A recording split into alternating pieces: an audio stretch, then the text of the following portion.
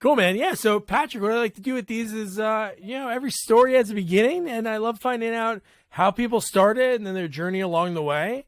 So, you grew up in Buffalo. So, growing up, at what point did you have some sort of inkling that you're like, I want to be creative, I want to get on stage or screen? How did that all begin? That's a lovely question. I love that. I think it probably would. I would have to say, I don't remember it being sort of. I don't remember it existing within myself like before I started doing plays. But I think it was in my personality. My wife, I've known since kindergarten, and she can always. Oh, no way.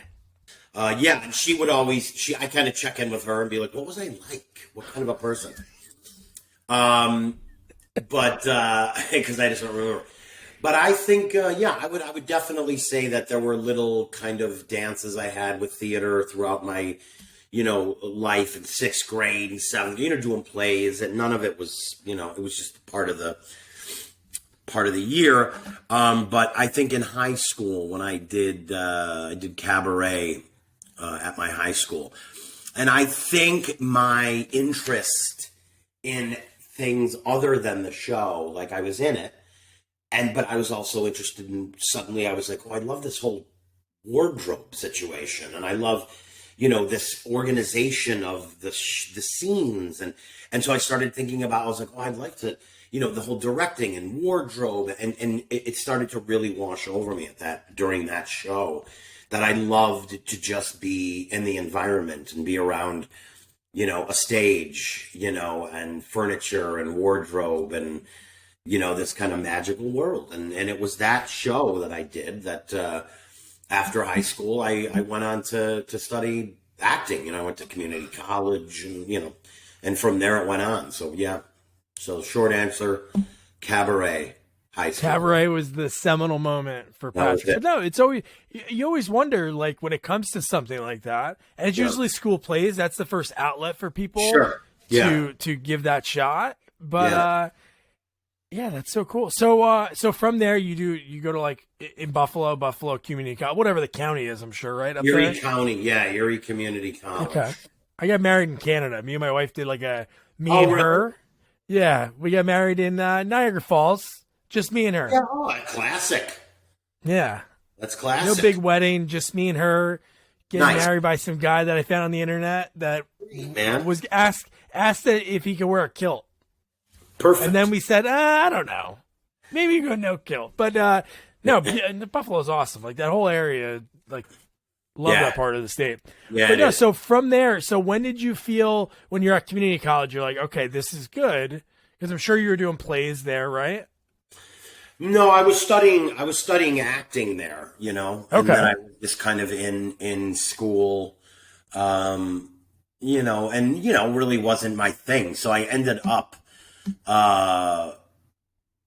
sort of failing out of Erie Community College, I would say. I skipped my exams because I had an opportunity to go to New York City with my friend, and that always was the most important thing to do, and it didn't really matter. I wanted to be in the city. So, but my acting teacher there, after I kind of failed out, I guess, said, come to the back door on Thursdays, and I still want you in my class. And so I got to continue going by sneaking in and studying, with my acting teacher at the time. So that was cool. It was like it was still happening, and I was slowly becoming more and more intrigued and interested, and I felt very at home, when I was in in that environment, working on text and, exploring plays and musicals and just being in a theater. It was like, and that was it. Then I auditioned for school in New York, and which I auditioned in Toronto, by the way. Oh, wow. Okay. For school in New York, and then I moved to New York City when I was 19.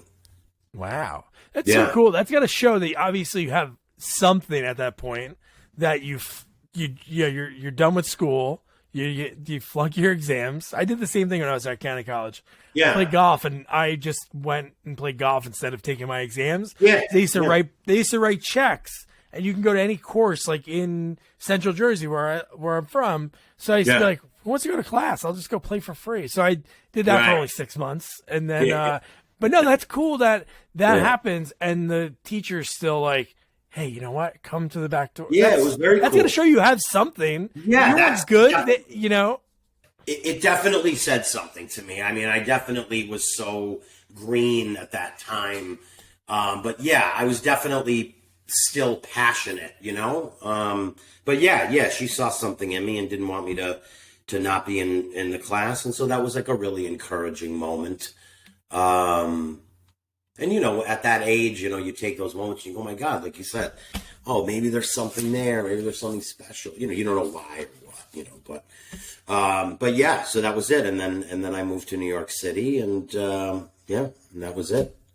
Wow. So New York City, what was that like? Because I obviously you visited there, but living there at the age of 19 must have been pretty wild. It was a dream. The easiest way to put it is, I mean, here I was in Buffalo all those years. And the only New York City that I really knew before I ended up going there, but the New York City that I really knew was Woody Allen's New York City. Yeah. You know, and I kind of lived in New York City through his films.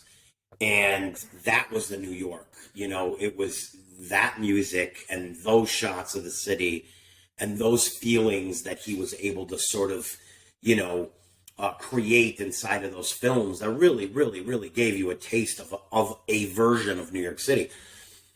And when I moved there, it was like I was in my own little personal Woody Allen film. I mean, it was amazing. I moved to the Upper West Side and it was just unbelievable. You know, I was 19. I didn't know who I was. I didn't know what I knew that I lived in New York City, and that was just overwhelming to me in the most unbelievable way. I mean, I had this, you know, room in this old hotel that the school put me in, and it was overlooking Broadway, and it was on the 8th floor, and it was like I literally would just stand in awe, whether I was looking out my window or standing on the corner. I thought, I'm a part of this city now.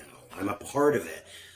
And it was, oh my God, the most exciting, and I didn't know who I was. So it was like, you're meeting new people, you're performing, you're in school, you're learning, you're in the city. Every day you get up, you're in the city, and your morning starts there and your night ends there. I mean, that was like, you know, an incredible and inspiring and exciting time for sure. I feel very lucky to have lived in New York at that time.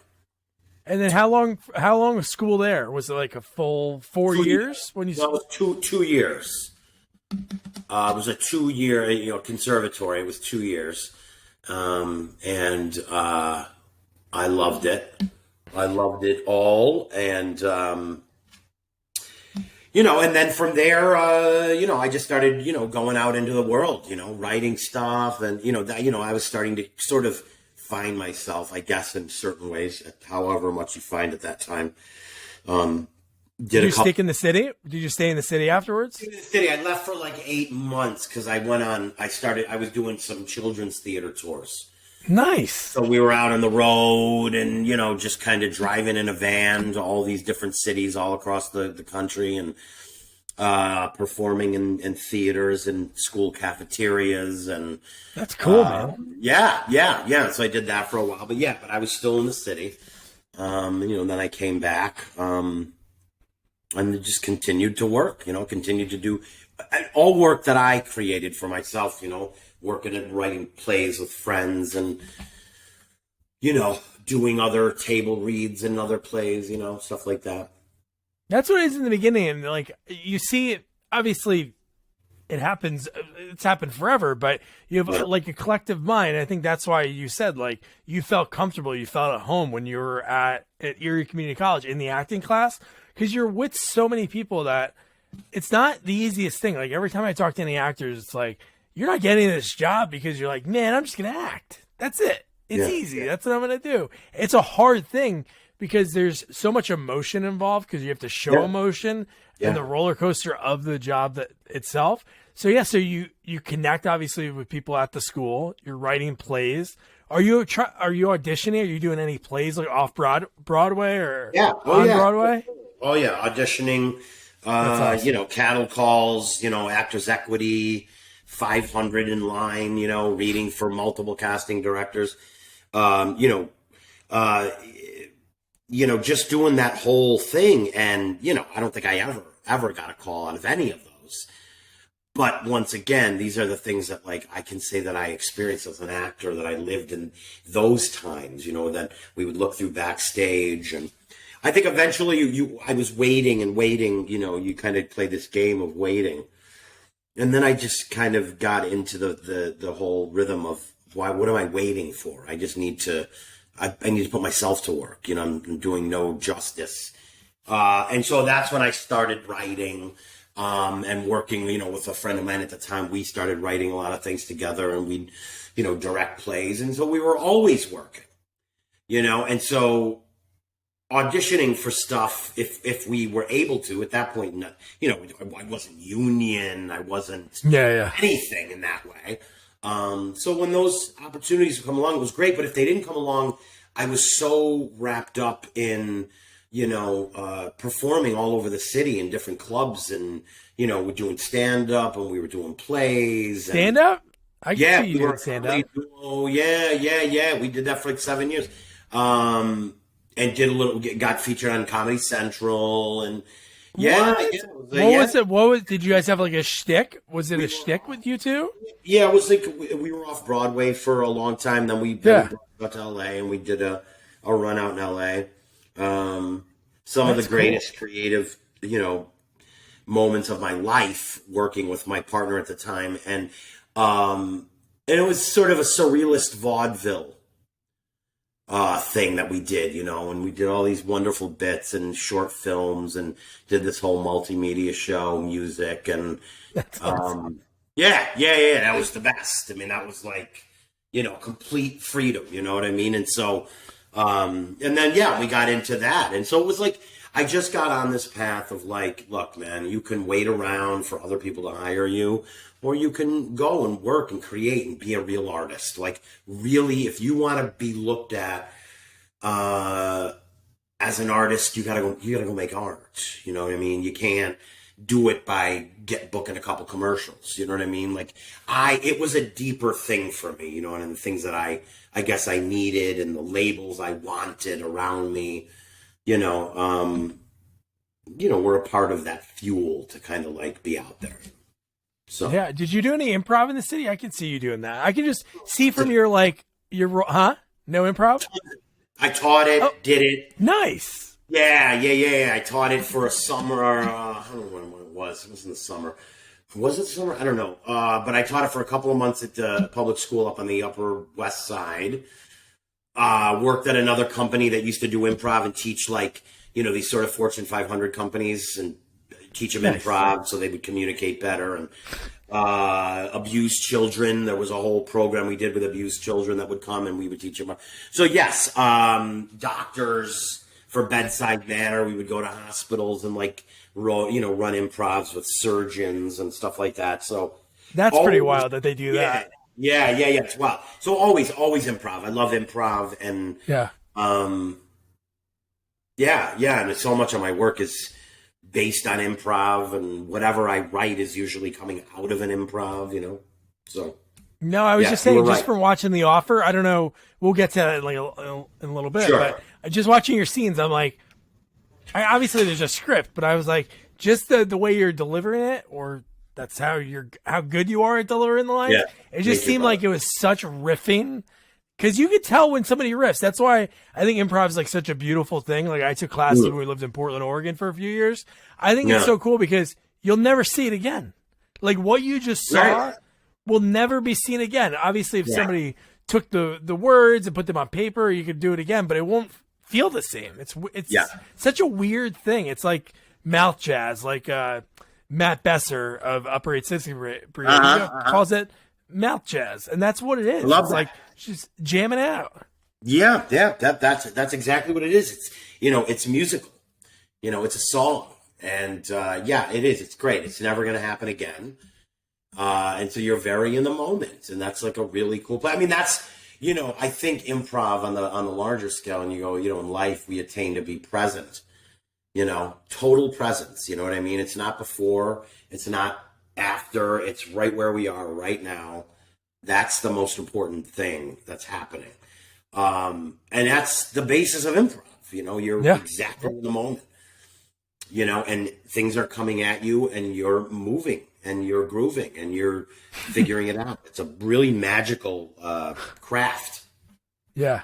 No, it's addicting when you do it or listen to it. Yeah. I love listening to it. So Yeah. from there, so you're creating, because again, when you're not working, or you, like you said, when you're getting like a few commercials here and there, you're not having anything on tape of you. You're not honing your craft. Obviously, you can do acting classes and everything, but it's actually like going through the actual like act of filming, to be behind the camera in front of it. So when was like in your timeline, like when you get like Charmed or ER, is that while you're doing all the things at the same time, or no? No, those are more sort of probably 8 years into my career at that point. Oh, okay. And when our show went out to LA,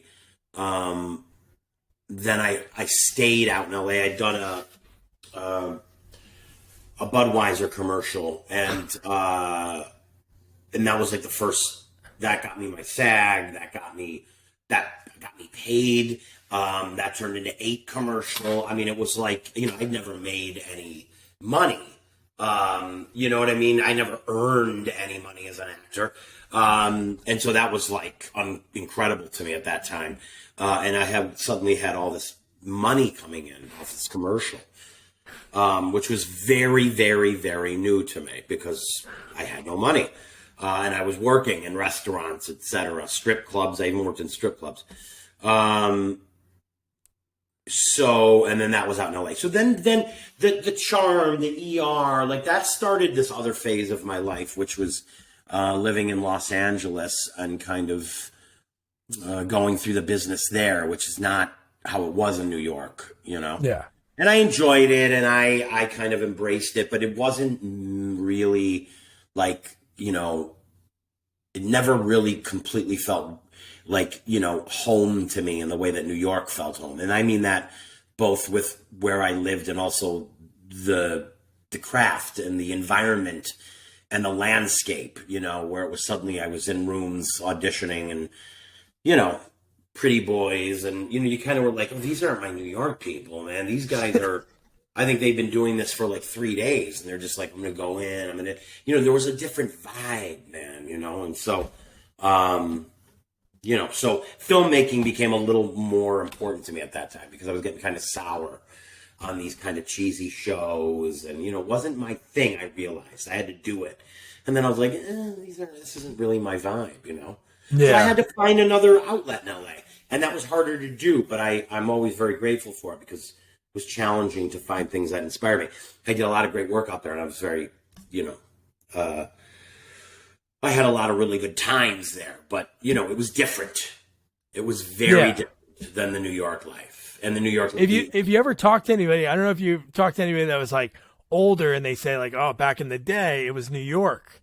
Until like the mid 80s, New York was the place to go because casting would really like sort of not run through there, but they would be like, let's go to New York to get all the actors from Broadway, off Broadway. Yeah. That's what they primarily did. And then there was like this switch in the mid 80s that it was like, LA is where to go. You have to go to LA to be, because the Comedy Store was there. Like there were just so many different things out there at that time. But no, I agree. New York has like this mystique to it. And LA just, I don't know. Once you're in LA or you visit LA, you're like, eh. Yeah, I mean, New York's got this unbelievably mysterious depth, you know what I mean? And it's everywhere. You can't avoid it, But, I love LA. Yeah. So anyway, so the ER, the Charmed, ER is a funny story because I still get paid for ER. Meanwhile, everything I did on that show got cut out. It's never aired. I've never aired. Your role of Rudolph Massey, nothing? I'm in the credits. I get people that interview me are like, so ER, they mention it. And I'm always like, I didn't even make the cut. Like it never, ever went to air. That all ended up on the floor. So it's very funny to me when people like to pick it up because it's ER. And it's like, you did ER. It's like I did, but I didn't. I talked to a woman, just a real quick anecdote. She was in Best of the Best, the Eric Roberts movie, And it was funny. Her role in it was like woman number one. So I just said to her, because she was like the final girl in Friday the 13th Part 5. So I'm like, oh, I have to mention, because you were, I know it's probably just a little role, but it's one of my favorite movies. And she goes, oh, that's a really rough story. And I'm like, what do you mean? She goes, I was Eric Roberts' girlfriend in the movie, and I shot 7 scenes with Eric. And in my head, I'm like, that's a lot of scenes to be in and to play his girlfriend. And then they looked at the cut and they were like, yeah, I don't think he needs a girlfriend. And they cut her out of the whole movie. And they didn't tell her, and she went to the premiere. Oh yeah, I've been in a similar situation where that happens. Yeah, that sucks that they didn't tell her. To the premiere. Jesus Christ. Yeah. Hey, before I forget, so when you go out with the comedy team, you and your buddy go out to LA, how did like the Budweiser, like obviously you're out there, you're like, hey, why don't I audition like I did in New York? So the Budweiser commercial, was that like one of the, you said there was 8 of them? Well, it ended up being that over like a 2-year period. We just kept getting called to shoot more and more. Yeah, it was amazing. Which ones were they? They weren't the What's Up commercials. Is that what you're talking about? Yeah, they were the same series, but they were the How You Doing commercials. The Sopranos, Alan Coulter, who directed The Sopranos, we did the whole thing of how you doing, how you doing, how you doing, how you doing, how you. It's the first beer commercial ever shown on the Academy Awards. It's amazing. Yeah. And so commercials paid good back then. Yes, those were the days when it actually paid really, really well. And I had no idea. And then I just I moved to LA, and then I was like, I just get stacks of chat. I was like, what is happening? It was unbelievable. So that was, and it got me my union membership. And it was Alan Coulter who cast me in it, who directed it, who I went to the Mats with. I was up to play Jackie Jr. on The Sopranos.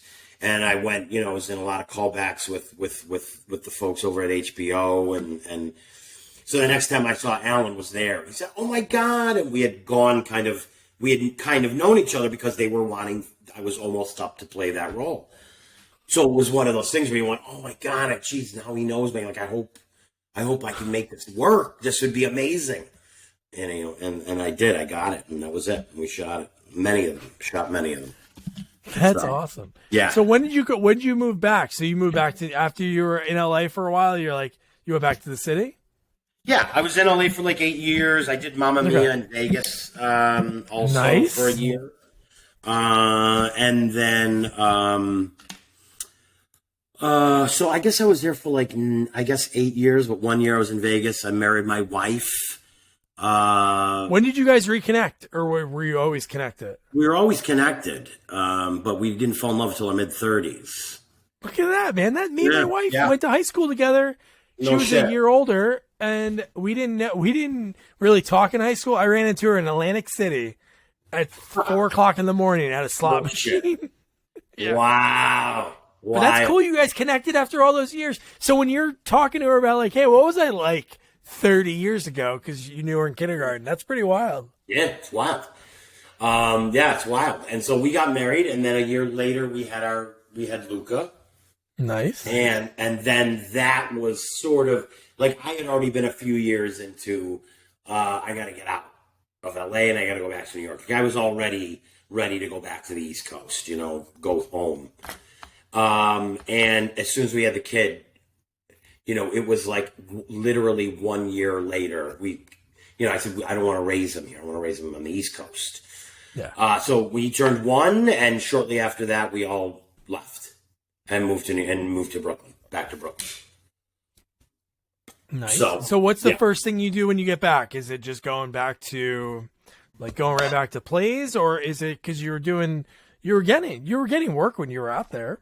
Obviously, like you said, not something that filled your cup or wasn't like soul fulfilling, Well, it was so, the business out there was kind of, like I said, soured me.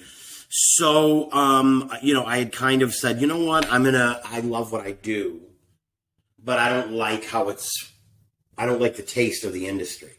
And I thought, you know what? I need to do myself a favor and step away. So I stepped away for a year. I told my agents and managers, I said, look, I don't want anything. Don't call me for audition. I'm stepping away. And I started to get intrigued by editing and filmmaking, and that became a very big focus. So I stopped acting for like a year, focused on editing, really primarily, and found a great love for editing.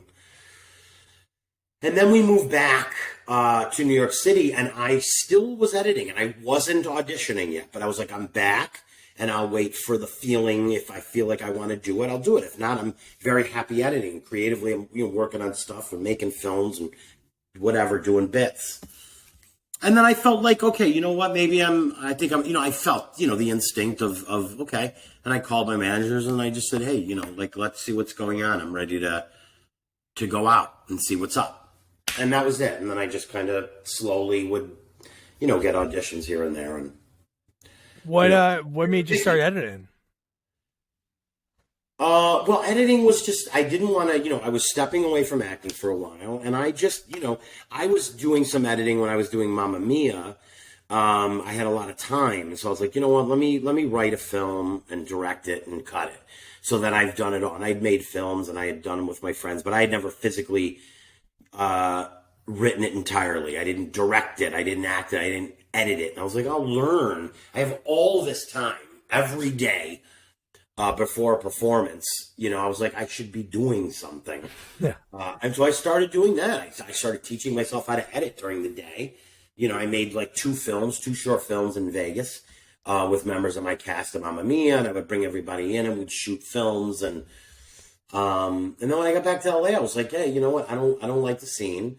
And I got a job editing like short documentaries, and I was having a blast doing it, man. And I love it and do it to this day. I love editing. That's awesome. I just interviewed an editor like 3 weeks ago. I think it's a fascinating thing because it's so hard.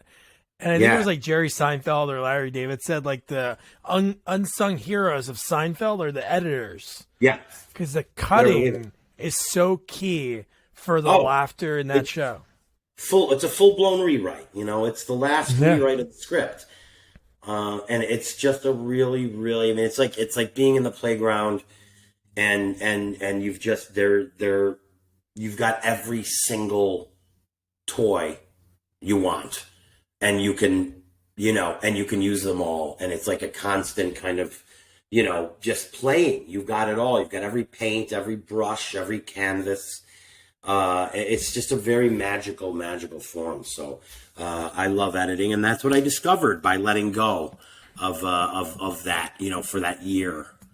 And I've always edited ever since.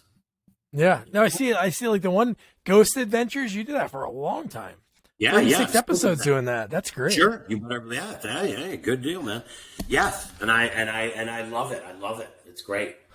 Super, super, super fun. Yeah. And I only do things that are fun. I don't. That's another thing I decided a long time ago. I was like, do it unless I'm having fun doing it, and I love doing it.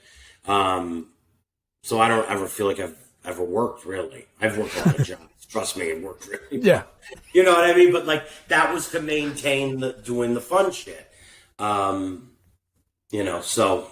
yeah. But I think if you have that fun outlet, like when I'm working during the day as an accountant, it's not like I'm sitting there like, this is awesome. But when you have like that outlet of creativity that you can do at the end of the day, it makes the day go a lot better. But that's so cool that you found another passion within your passion. Even though you're soured on one thing, some people usually say, you know what, I'm going back to Pig Knuckle, Arkansas or whatever. Yeah. Like you hear the stories about actors and actresses all the time.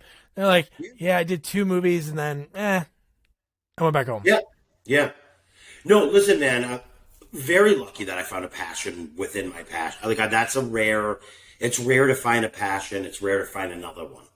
Yeah. And so that was a really, when I realized I loved editing, I thought, oh my God, this is my safety net. And it wasn't even a safety net, but I was like, this is just the greatest thing in the world. I love doing this. So I'll never have to worry about it. I never have to do and it's just a wonderful thing. So yeah, very, very fortunate that I found editing. Yeah. And I think the timing that you moved back, I would guess that would be like 2012, 2011, right? You came back to Brooklyn, that's right. around then. Yep. But I'm just saying the timing of it, because then that's when shows were like, you know what, we could film anywhere. That's when you really had even in Jersey now. Yeah, they're doing that Netflix studio at the old Air Force Base or right. Fort Monmouth down the shore. But that's gonna be huge for people that live in this area that are actors, you know. Absolutely. But I mentioned that because of Boardwalk Empire. Yes.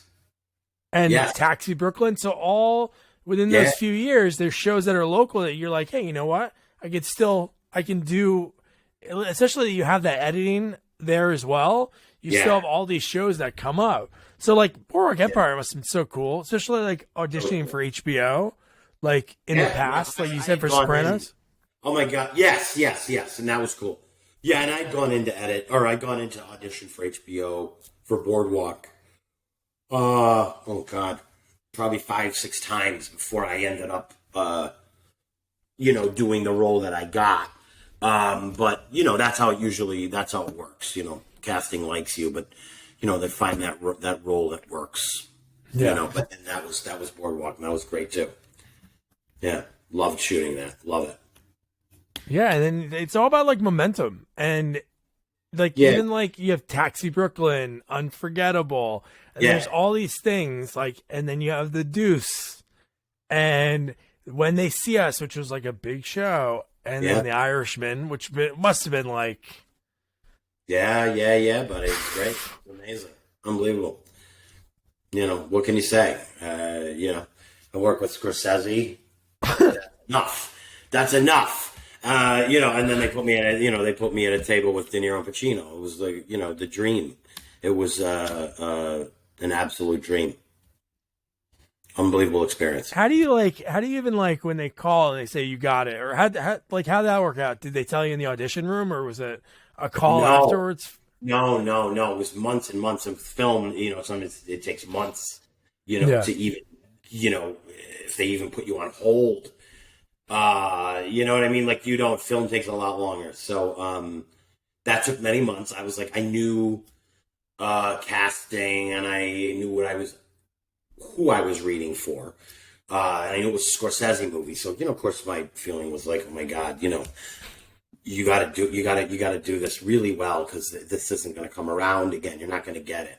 So, after that, I remember I left the office where I read, and I was oh my God, you blew it. You fucking blew it. I did not feel good at all. I remember sitting on a curb, and I was that was it. That's it. You had a chance, and it's not going to happen. Even if you didn't blow it, you didn't do well enough to be sifted out of the, very big handful of Italian-American men that they brought in, actors that they brought in to read this role.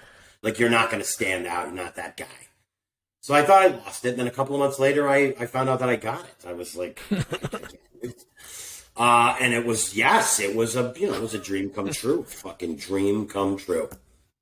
Especially the waiting for a few months. That's pretty wild. I'm sure that happens for a ton of roles, because they don't know when they're going to shoot. Like you said, they don't know when they're going to shoot that scene. So why tell this guy, now? But, wow. Yeah. The waiting for that. It was an amazing. Yeah, thanks, man. It was a great. Yeah, it was just one of those rare things where you're just kind of wow.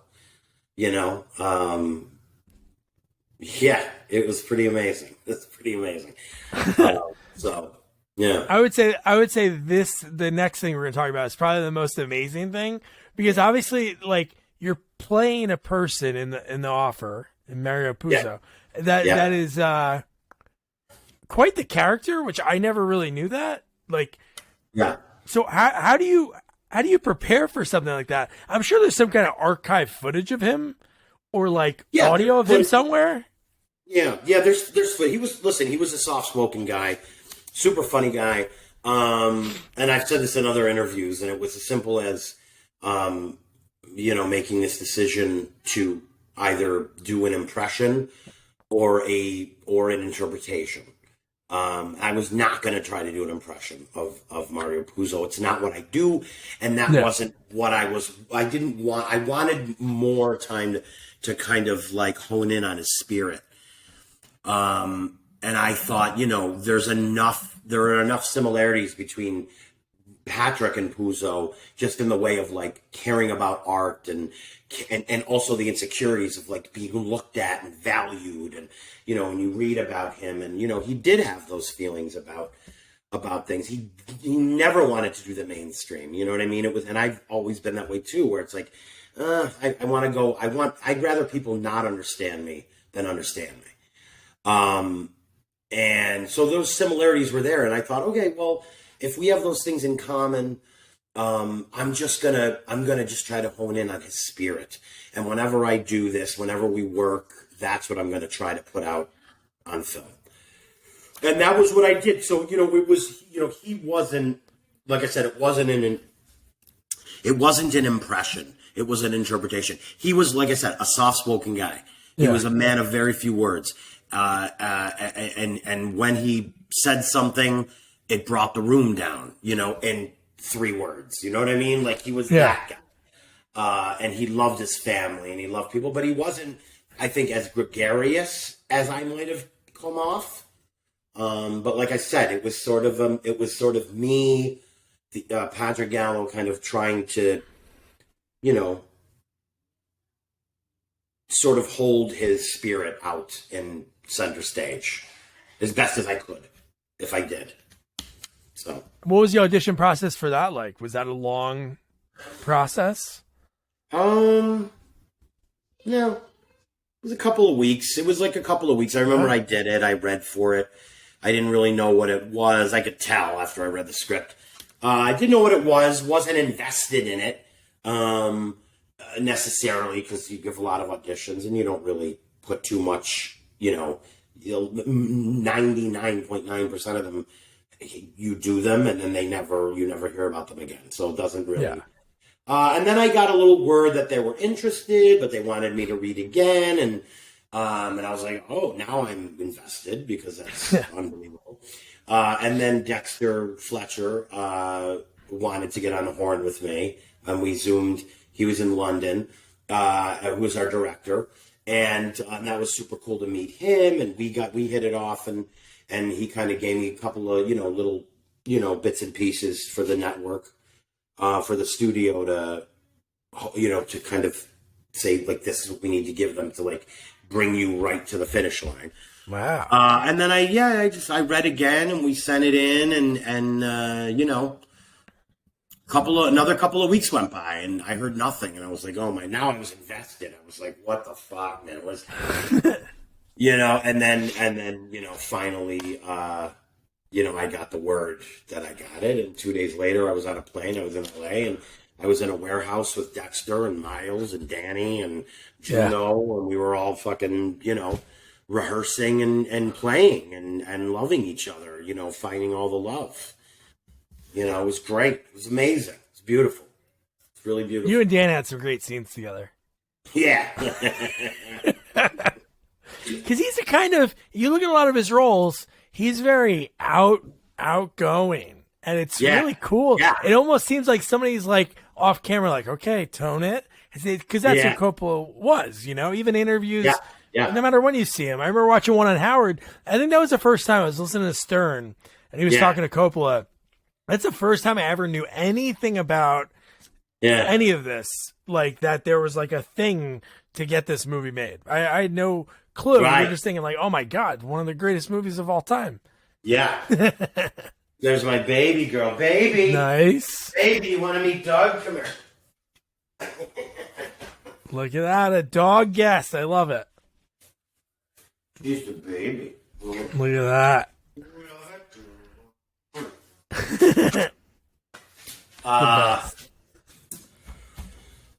So yeah, dude. So it was pretty great.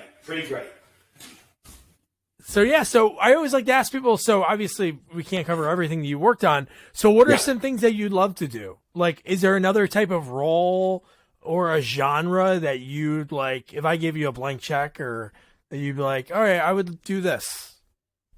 Not really. You know, I mean, I wrote a film that I'm trying to get together right now that we're going to shoot. And, I got to tell you, Doug, I'm very much in the moment. Like I'm very, very, very present. Like I really don't think outside of right this very second. So Improv. exactly. Yeah. So, I don't know, man. Like shit just Yeah. kind of like will come around and if I'm into it, I'm down. And if I'm not. I got an audition yesterday. I was like, this doesn't interest me at all. No, I'm not gonna do it. And it's like it's not a harsh thing. It's just like you get to this point, I think, where you just go, no, I just want to do stuff that I want to do, and I don't know what that is. It comes, and then I go, oh yeah, that's fun. I'll do that. So it just kind of comes. I never know when it's going to happen, and I don't think about it that much. Yeah. No, it's good to be present for sure. Yeah. Yeah. I could just see it, like, just from talking to you and just your man. I could see you be like the buddy on like a movie. Like you could be that. A great buddy, right? Yeah. I think you're buddy. And you're a funny guy. So I can see that. I can totally see that. So like across your career, obviously, I haven't seen American Wedding in a long time, and we always cover sequels. What was it like being in that movie? I know you just had a small role. Yeah, it was great. I had a blast shooting that. It was all improv. Jacob Dylan directed it, and it was all improv. What's her name? Alyson Hannigan. Oh yeah. Is that her name? Al. She was sweetheart. Yeah. And it was great. It was all improv, man. It was super fun. I had a blast that day. I loved it. All on Steadicam, and it was really a fun shoot. Yeah, that was the one where I was shooting another movie in Florida, and it premiered, it opened up in movie theaters, and I was like, oh my God, I'm going to get the entire cast and crew to go to the movies tonight to see American Wedding. I'm in it. I felt like the biggest movie star in the world, and I was like, I'm in the movie, and I haven't seen it. It's going to be amazing. And we all go to the movies, and the only shot of me is in a dissolve in a montage. And I was like, oh my God.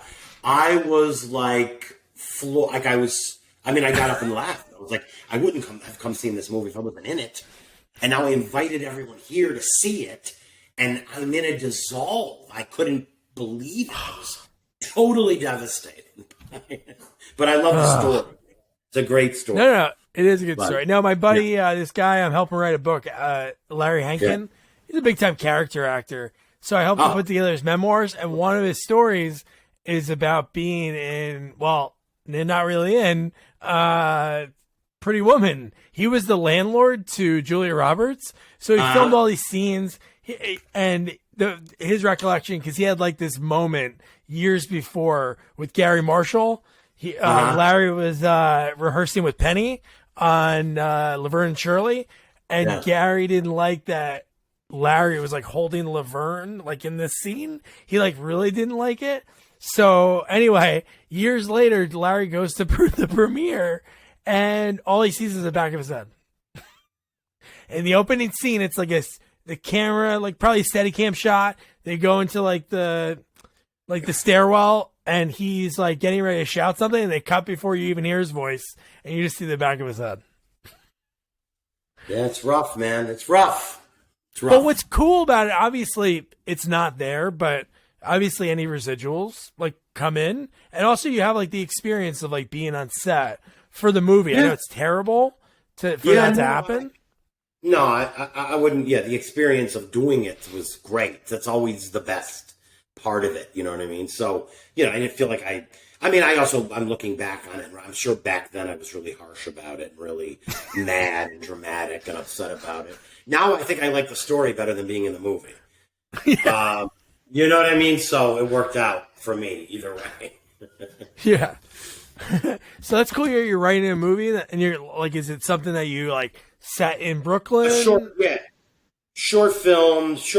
Yeah, just short film that I wrote and I love, and just kind of want to do it the right way. So I'm kind of in the midst of getting it budgeted and figuring it out. And, that's my sort of the next thing. But once again, like I said, that's happening. And then, you never kind of know what rolls your way. I'm getting ready to shoot something in Los Angeles. I cannot mention it.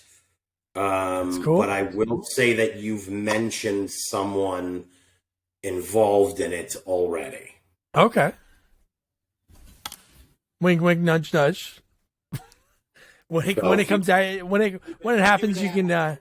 If you can figure that out, then you'll know what it is. Okay, nice. But you've mentioned this person. When I listen back and edit this, I'll write down the names and then search IMDb's and try to figure it out. I'll just say it to you this way. Because I can't say anything publicly, but I know you'll know what I'm talking about when I tell you this way. Yes, the editors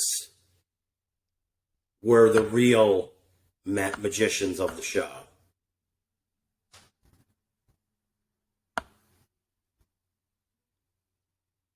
Okay. Really? Whoa, okay. Oh, no way. Okay. All right. Okay. All right. Yeah. I think I know who you're talking about. You park your car next to the...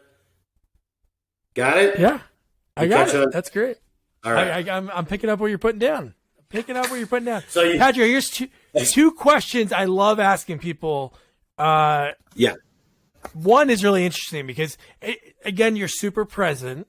So, like, along the way when you're acting and you're, like, doing your first job, whether it be, like, even, like, something like Charmed or ER when you're on set, along the way, did you take any mementos, like scripts or, like, wardrobe? You have any of that? No, I'm terrible that way, man. I don't keep anything. I have literally walked out of apartments with all my belongings and never returned. Yeah. So some deep-rooted thing is going on there. But no, I'm not a real, I guess I have, somewhere in a box I have, like, Polaroids, like wardrobe Polaroids from, like, almost every show I've done. Oh, well, that's cool. So that's a cool thing, and I don't know where the hell it is, but it's in a box. And I have my chair from The Offer. You got to keep that. That's great. Yeah. Oh, yeah. I mean, I have some cool stuff, but it's more recent. Like, it's nothing. I'm not like that guy. You know what I mean? Where I'm, I wish I was. I have one. I had a great jacket for The Irishman, like a sweatshirt, but I gave it to Danny Fogler, who played Coppola in the movie. I passed it on to him. You're very nice. I was like, I'm passing it on to you. So yeah, I don't really have that much. No. That's like good vibes. One day you're going to be on a movie or a show, and you're going to see somebody with a cool jacket, and you're going to be like, "Oh my god, I love that!" And then they're going to be like, "You know what? Take it." Yeah. Peter Jason did that. The character actor Peter Jason. He was talking about, like, Carpenter would always give, like, really cool gifts at the end. So he was like Carpenter's right hand man, whether it be a small role. A larger role in the movie. So he did for not Serpent in the Rainbow. God, what's the vampire movie that he did? Carpenter. I should know this. I feel like a dummy. I can't think of it.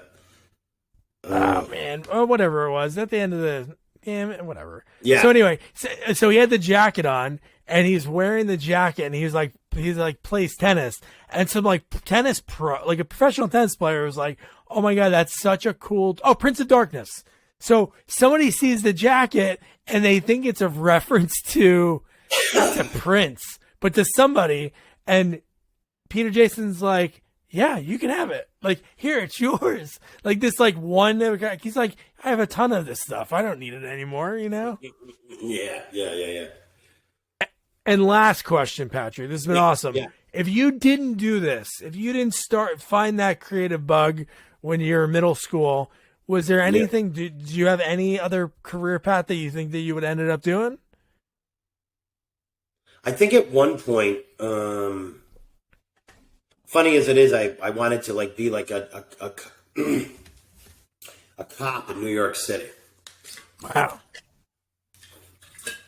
I remember feeling like, and I just wanted to get to New York, but I remember thinking like, that'd be cool to be a cop in New York. It just seemed like, I mean, I don't know what I'd be doing. God, Jesus Christ, I don't know. And I got to say, that's why you're doing it. I got to tell you, most of the time I ask people that, And most of the time, I never ask somebody that. I'm like, you know what? I was going to do blank. It's usually that they're like, I really don't know, which shows you because you have to have that drive. You're never going to make it like we talked about in the beginning. It's not like you're ever going to wake up and be like, you know what? I want to work in the movies.